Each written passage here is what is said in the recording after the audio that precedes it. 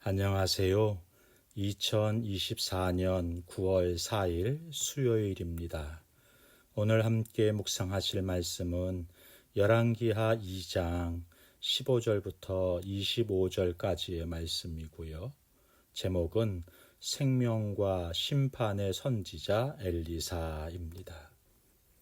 네, 엘리야를 이어서 이스라엘의 선지자직을 감당하는 엘리사의 이야기가 이어집니다. 오늘 본문에서는 엘리사가 일으킨 두 가지 기적을 기록하고 있네요. 엘리사는 그가 구한 대로 영감을 갑절이나 받습니다. 엘리야가 감당했던 선지자직을 계승했다는 말씀인 거죠. 그러나 제자들은요, 얼마 지나지 않아서 엘리야의 빈자리를 느끼게 돼요. 그래서 그를 찾아 나서고자 합니다.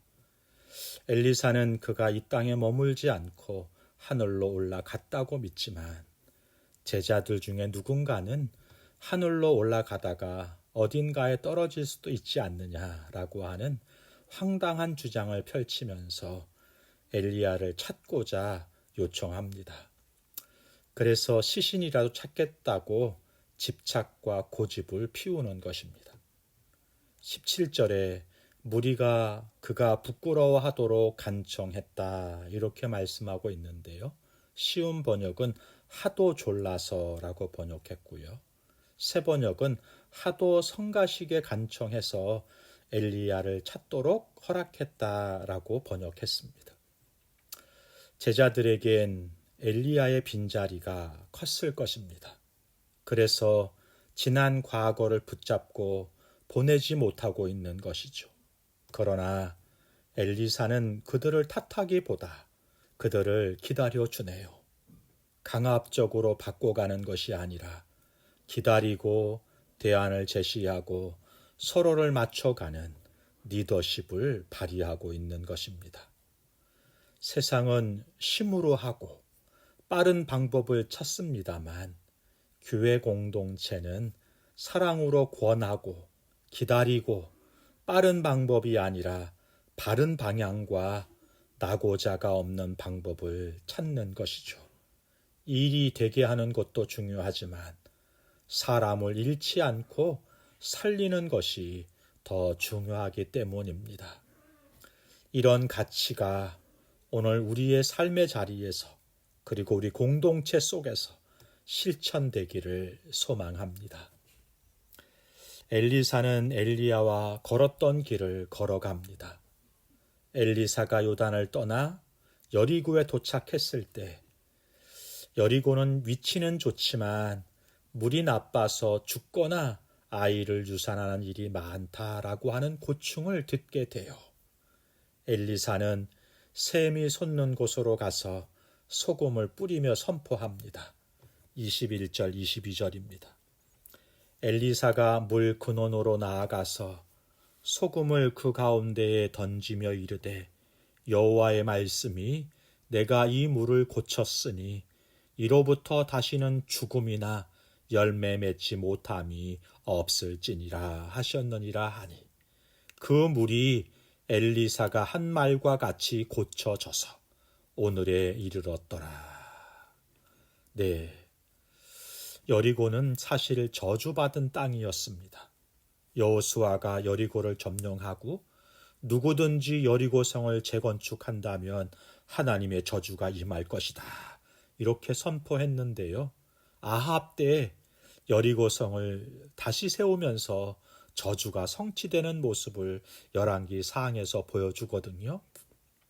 그런데 엘리사를 통해서 이 여리고가 다시 회복이 되고 저주의 성이 소망의 도시로 바뀌게 되는 것입니다. 소금을 뿌렸다라고 그러는데 이 소금은 하나님 말씀인 거죠. 그리고 그 말씀대로 살아가는 성도들의 거룩한 삶과 섬김을 의미하기도 합니다. 하나님의 말씀이 선포되는 곳에 그 말씀을 따라 살아가는 인생 가운데 저주가 생명으로 절망이 소망으로 변화되는 기적이 일어나는 것입니다. 두 번째 기적은 엘리사가 베델에 이르렀을 때 일어나요. 동네 아이들이 엘리사를 향해서 그를 조롱합니다. 23절입니다. 엘리사가 거기서 베델로 올라가더니 그가 길에서 올라갈 때에 작은 아이들이 성읍에서 나와 그를 조롱하여 이르되 대머리여 올라가라 대머리여 올라가라 하는지라. 네, 이 본문을 근거로 해서 엘리사가 대머리였다고 말하는 이들이 있습니다. 그럴 수도 있습니다. 그런데요, 다른 한편에서는 당시 애도의 표현으로 또는 성결의 표시로 머리를 밀기도 했다고 하거든요. 그렇다면 스승의 죽음을 애도하기 위해서 성결 예식을 행한 엘리사를 조롱하는 것이 되는 것이죠. 그러니까 아이들이 외치는 대머리라고 하는 이 지적도 엘리야가 올라간 것처럼 너도 올라가라 말하는 것도 어떤 특정한 의도가 있었다고 볼 수 있는 것입니다. 개역개정은 올라가라 이렇게 번역했지만 다른 번역 성경은 직설적으로 번역했어요. 가거라 또는 꺼져라 이렇게 번역하면서 당시 상황이 장난이 아니라 어떤 특별한 의도를 가진 조롱이었고 도전이었다 설명해 주는 것입니다. 오늘 본문의 이 아이들도 작은 아이들도 직역하면 청년들이라고 말할 수 있거든요. 아마도 우상을 섬겼던 젊은이들을 말하는 것 같습니다. 하나님이 세우신 선지자를 인정하지 않는 것이고 좀 더 나아가서 하나님의 권위에 도전하고 있는 것입니다. 이 일이 일어난 베델이 어떤 곳입니까? 아브라함이 제단을 쌓았던 곳이고요. 야곱이 하나님을 만난 자리고요. 그와 그의 가족이 신앙이 흐트러졌을 때 다시 신앙을 회복했던 장소가 베델이 아닙니까? 그런데 그 베델에서 하나님의 사랑이 조롱을 당하고 하나님의 권위가 공격받고 있다는 것은 베델까지 우상과 이방 신들의 영향력 아래 놓였다. 이렇게 말하고 있는 것이죠. 하나님은 이것을 심판하시는 것입니다. 신앙의 본거지였던 베델은 무너지고 저주의 성이었던 여리고는 다시 생명과 복음의 터전이 됩니다. 주의 사람들과 하나님의 말씀이 이룬 역사인 거죠.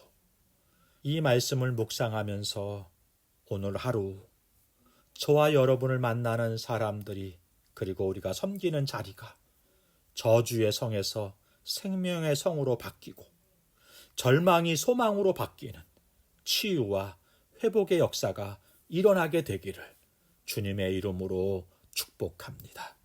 기도하겠습니다. 좋으신 하나님 아버지, 패역하고 부패해서 하나님을 두려워하지 않는 시대를 살아가지만 주를 향한 경외심을 잃지 않게 하시고 주의 말씀의 권위를 통해 치유와 회복의 역사를 만들어가는 성도의 삶 살아갈 수 있게 하여 주옵소서. 예수님의 이름으로 기도하옵나이다. 아멘. 감사합니다.